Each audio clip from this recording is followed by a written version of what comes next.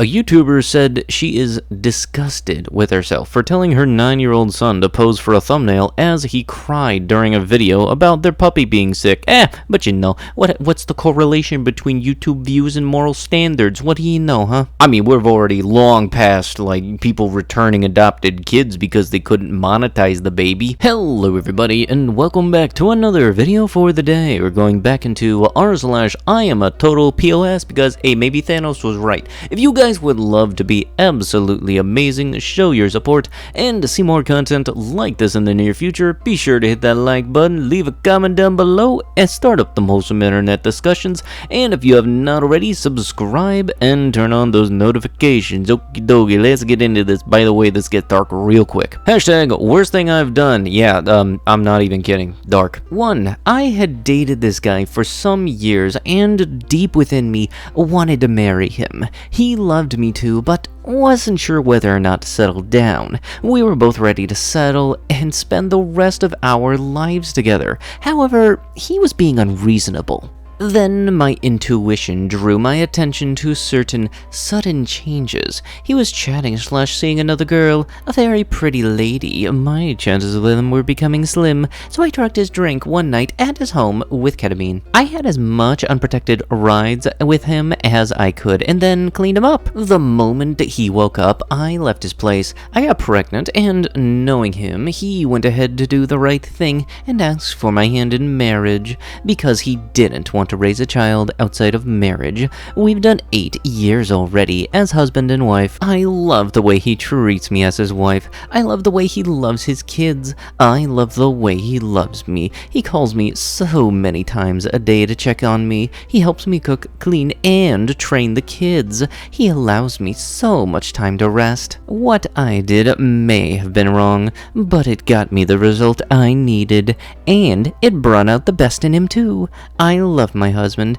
and will do anything to make him realize that, yeah, apparently a very obvious thing, a very obvious thing, including drugging his drink, doing the thing with him without his consent, and then baby trapping him, and he married you because child support probably would have ripped him a new one. When the Twin Towers came down, many animal eaters dies. Was this a good thing? Yeah, remember the thing I said about people using the no moral standards for views? Yep, here we go. These are the type of vegans that people think are the majority of vegans if they got only 2 brain cells working. Like, if you got a problem with the way somebody else enjoys their food, you then stay pissy. That's on you. But there's a line to be drawn. And I'm pretty certain using horrible national events to push your agenda is pretty far over that line. If you ask for vegetarian options, that's all you. If you ask for a vegan option, that's all you. If you want to eat a burger, that is all you. But do not think that any people in those buildings deserve to die that day because they just wanted to eat a burger. Because I'm pretty certain that was one of the first major national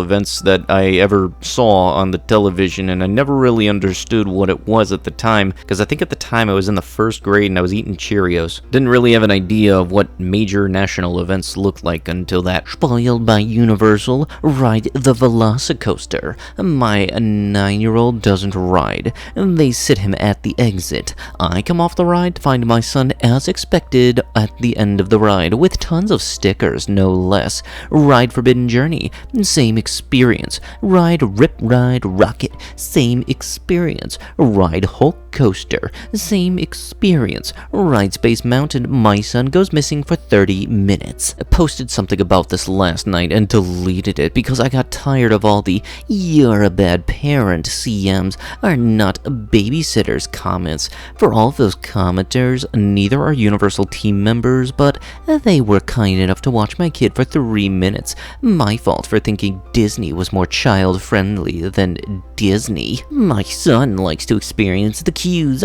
something they won't ever again be able to do at Disney because I promise myself that won't ever happen again. To get the fast pass and stop complaining about it, you dip. Like, seriously, if you want to humble anybody like this, stick them in any line whatsoever in AnimeCon, specifically Otakon, because back when it was in Baltimore, say hello to a line that wrapped around the convention center 4 times. All hail LineCon. I do, however, really want to go see the Velocicoaster, and in general, just go to Universal Studios. I've been to Disney, but I've never been to Universal, and I really, really want to go. Today, our dogs are being put to sleep without us being allowed to be there. The town of this place is keeping their ashes, and the Hendersons requested DNA from both dogs. However, the Hendersons received their daughter's ashes, received $55,000 in a GoFundMe, food donations, and have been made out to be victims on this news source. Since my birthday, April 27th, the day of the accident, I've had many panic attacks and my mental health evaluation where I was put on this watch for 30 days. My mother has health POA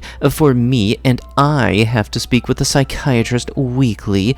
I'm also on 3 different medications to try and help me get through this since I no longer have my service animals. I've lost my sanity, my forever home, my good name in this country, most of my retirement to pay for fines and legal fees, and now have lost my children. And to top it off, they are attempting to suing my insurance for more money. And here people are thinking we are the evil ones. Wow.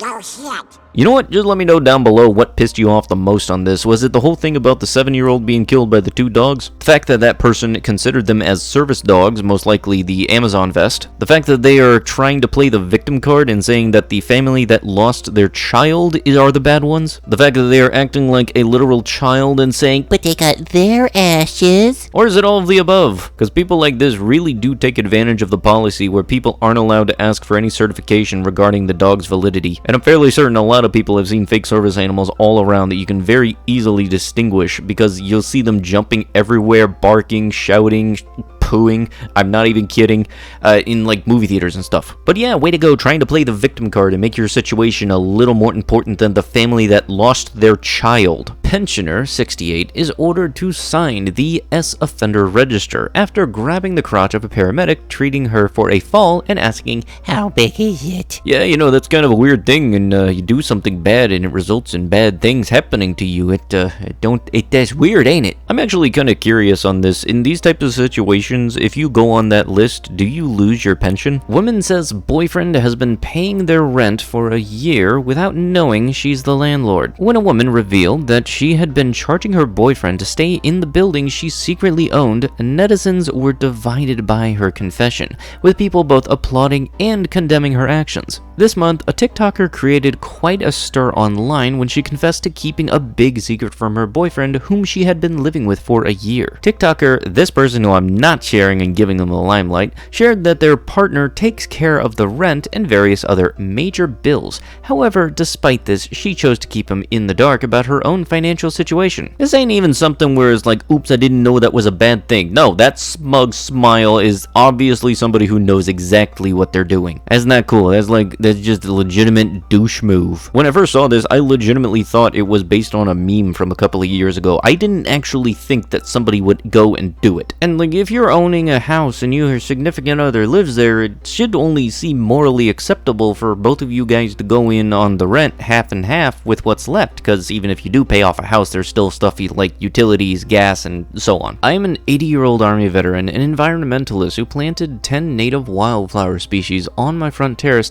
and now KC Codes has photographed as weeds, and I'll be hauled to court. These are flowers planted specifically to support bees, hummingbirds, butterflies. I'm disgusted. I don't know what this KC Codes thing, it sounds a lot like an HOA, but anyways, they don't support the bees, and I like to save the bees, so they can go suck a cactus. Hit the like button if you want to save the bees. Desire to hurt/crush my significant other? Don't get me wrong, I'm not a monster or a devilish red woman with thorns on her head. I've been married for 8 years, 1 kid. Met someone way too young. I'm 34, AP is 22, while at a bar.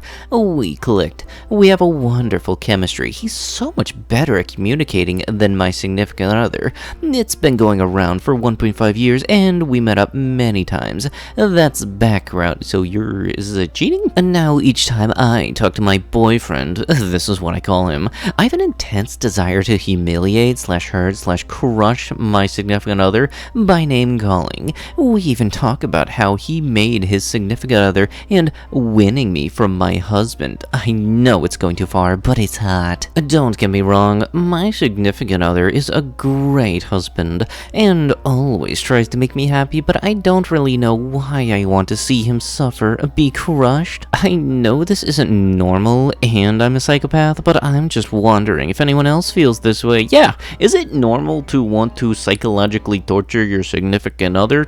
Is that the question? This week on This Place and Western, it's a leukemia scam. A few weeks ago, same crew. It was a funeral scam called TPD for their site. LAPD is always too busy. She literally had a jug of money and was stuffing more in. They are aggressive too, knocking a knuckle on your window, weaving in and out of traffic, shoving their sign in your face. Really tired of being accosted by this every day. The fake panhandlers and the very aggressive panhandlers are one of the main reasons I'm a little nervous about carrying cash and coins in my wallet, just because I don't want to be pressured into any of this whatsoever, and it really does suck that originally people would be more willing to give until the fake people came along and then kind of just threw that in the gutter. Okay, I know, yada yada yada, bad parking job. I'm about to school you on a little car knowledge about this specific model of Mustang that's going to make this post a whole lot funnier. The convertible of this specific generation is less desired. The fact that it's showing that horse badge on the side right behind the front tire is a clear indicator that not only is it the convertible,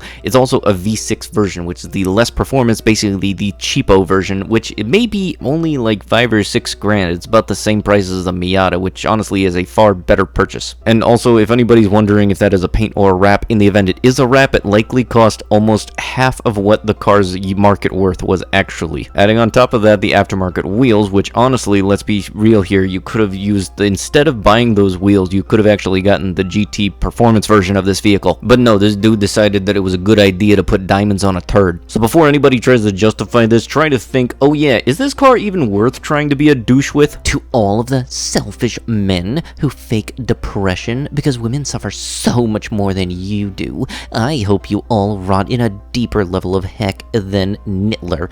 I hope you all know that men can't suffer from it because of the fact that men are much more mentally resilient than women. If they're more resilient, then why are the number of guys that off themselves more than the women? And anybody that knows anything about the military knows that the number 22 is not exactly a loved number, especially on Veterans Day. And this whole thing is basically just a longer version of the phrase man up, because God forbid a dude want to show emotions. Nope, he's supposed to be resilient. He is resilient. You're not allowed to get depression. You're not allowed to be sad. Well, you know what? Surprise. Plus also, way to go saying that women aren't resilient in any way, shape, or form. Like, seriously, you aren't just sexist to dudes, you're sexist to women too. You're just making it a goal to get everybody to hate you. And with that, that is going to have to be it with the video. If you guys would love to be absolutely amazing, show your support, and to see more content like this in the near future, be sure to hit that like button, leave a comment down below to start up the wholesome internet discussions, and if you have not already, subscribe and turn on notifications. I'll be sure to see you guys in the next one. Thank you so much for watching, and bye-bye.